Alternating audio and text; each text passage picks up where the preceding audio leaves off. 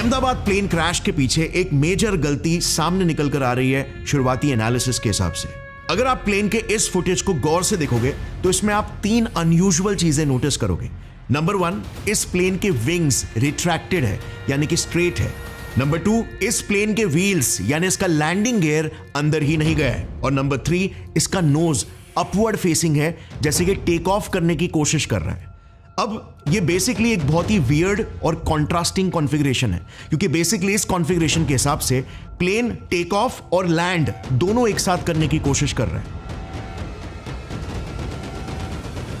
देखो नॉर्मली ना, और ये आपने भी देखा होगा अगर कभी आपको विंग्स के बाजू वाली सीट मिली हो, कि जैसे ही प्लेन टेक ऑफ करता है उसके विंग्स ऐसे बाहर निकले हुए होते हैं। ये है प्लेन के विंग का स्लैट और इसे कहते हैं फ्लैप।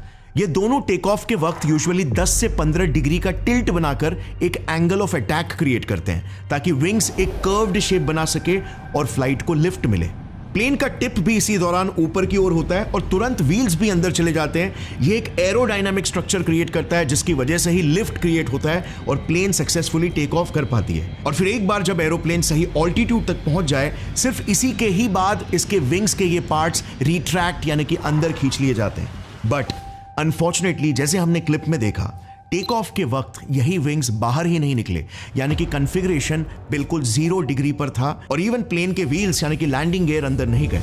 अब मेन वीडियो भी काफी ब्लर है, फोटोज भी क्लियर नहीं है, सो ये भी बिल्कुल पॉसिबल हो सकता है कि मे बी विंग्स ज्यादा नहीं, मे बी 5 डिग्री का टिल्ट बना रहे हो, जो सेटिंग भी काफी सारे पायलट सुनते हैं। बट अभी के लिए क्योंकि कई सारे एक्सपर्ट्स फ्लैप्स को ऑलमोस्ट फ्लैट बता रहे हैं, and every pilot I've spoken to says this looks like a clean configuration, which means the flaps that you see in that first picture are actually retracted here.